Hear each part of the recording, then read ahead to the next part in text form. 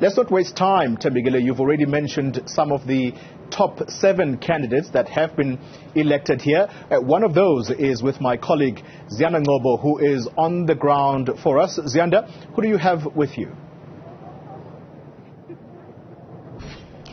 Well, Xoli, I've been very fortunate today to be, privileged to interview those who have made history at this conference. Earlier, I spoke to Gwen Ramokgopa. I'm going to speak to another Ramokgopa, but this time that's Dr. Gwen Ramokgopa. She's the first woman to occupy the position of Treasurer General, causing an upset. You would have remembered the confusion when she initially declined for the position of Secretary General, where the branch nominations had actually put her there, and then her name, out of nowhere it would have seemed, well, to those of us from outside, she was then nominated to become Treasurer General, and she has now succeeded with a landslide victory. Congratulations, Dr. Ramokgopa. And I must say, your team, including Med Dinapule, were very particular in who should interview them. They said it's a moment for women, so this is why I also had the privilege of interviewing you. Your initial reaction, you did also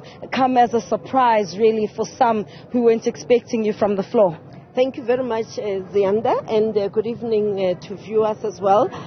Indeed, a humbling moment for me that I was nominated from the floor, and I managed to get the required 25% of nominations of a conference, and that I am now officially elected as a Treasurer General of the African National Congress, first time women. This moment is really a moment of celebration because I was asked by women to stand for women, especially after our 6th National Policy Conference, where the conference said it's about time that the top 6 at the time should have a minimum of 3 women. And this is now the reality. We have 3 women on the top 7 now, and this is historical. So it's not only historical for women to occupy an office, a full office, without being deputies, but it's also historic that women are 3 on as officials. And certainly going into this conference, there wasn't even a fully elected women's league, but the task ahead for you is quite tough. The organization has struggled to pay its staffers, and the ANC has cited the Political Party Funding Act as being one of the hindrances in terms of raising funds. What are you going to put in place to really, regain the confidence of society in the ANC, so much so that people will be willing to dig deep into their pockets and say, here ANC, please do continue with your work? You would actually recall that the South African nation, from various quarters, were saying that they support President Ramaphosa, that he had started the renewal program within the ANC itself to build ethical leadership, to ensure that the unity that we have is around renewal and closing the distance between the ANC and the people themselves. So I think that vote of confidence, even we also saw investors, the rand strengthened with the announcement of Ramaphosa being elected again. So the environment is enabling really for us to build on. But from the office itself, I've been privileged because I was the SGO coordinator, being responsible for programs to run on a day-to-day basis, and it is very important that it was important that I engaged with the Treasurer General from time to time to look at prioritizing the resources and raising more resources as well to fund the programs and the operations of the ANC. So I appreciate it's a very important responsibility, and some of the recommendations that have come to conference are a collective recommendation by officials, NWC and NEC. We will take those forward. You talked about the public funding, and that is also one area that we thought was a constraint, because there is a ceiling on receiving donations.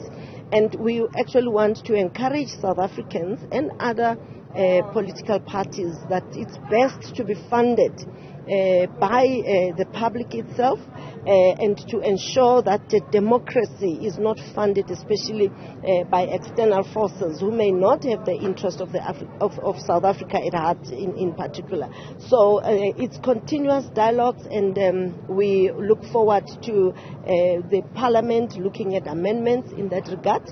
And but that's not only the only source of funding. Another source of funding is from members themselves. Yes, the membership is very minimal. It's just to show that you really want to be part of. But when you fill the membership form, there's also an area of donations. We will start working hard for the members themselves and the supporters to fund their organization so that it does its work. And I think one of the other things that we saw happening at this conference was where those ANC deployees in the government were also called upon to, dig into their pockets to make a payment. Are you going to be continuing with that sort of an effort, in particular the ministers and deputy ministers? Most definitely. Even ourselves as NEC members who are not in government, all of us have paid a conference fee. And it's about time that we look at sustainable solutions. And that's one of the sustainable solutions that we intervened on, even for this conference, even for the policy conference, we were paying. But the NEC itself, especially before COVID, every NEC meeting, each member of the NEC who can afford also was expected to contribute for the cost of that NEC meeting. So there are quite a number of sustainable, financially sustainable interventions that we have put in place. We'll consolidate those. ANC also has got investments through trusts, and those will also be looking at them as to how we can stabilize. But the important thing is also to live within our own means. We will be reducing the costs, especially of the high, salary levels. Many of our colleagues who were in Parliament are now full-time in the HQ. So we will rationalize those costs so that we are able to attract and retain the high skills that are necessary, like your HR manager, finance manager, the elections manager, and campaigns manager, and all that. So we are also rationalizing the cost so that we live within our means. All right. The new money woman is in town. That's Dr. Gwen Ramokgopa, making history, becoming the first woman to occupy the Treasurer General's office in the history of the 110 years of the largest liberation movement on the continent.